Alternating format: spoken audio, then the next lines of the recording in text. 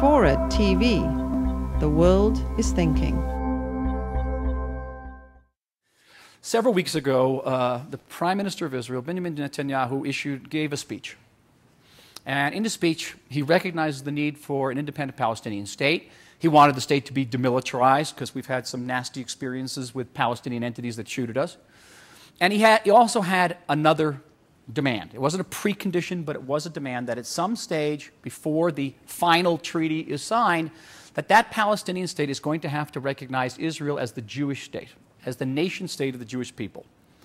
And many people in the Arab world, many people in Europe were sort of scratching their heads and saying, why do you need this? Isn't this just an obstacle to peace? A.B. Yoshua is a very good friend of mine. He called me up on the phone screaming, why is he doing this? It's just another obstacle. Your prime minister doesn't want peace. And I explained to A.B. Yoshua, I said, Bully, I said, what you see as an obstacle, I see as a door. And this is an idea, this is a notion that I've held for many, many years, well over 15 years, that without recognition of the legitimate existence of a Palestinian people with an historic connection to the land and a right to an independent state in that land, without the reciprocal recognition of a Jewish people with an historic tie to a land and a legitimate claim to a state, there will never be an end to the conflict.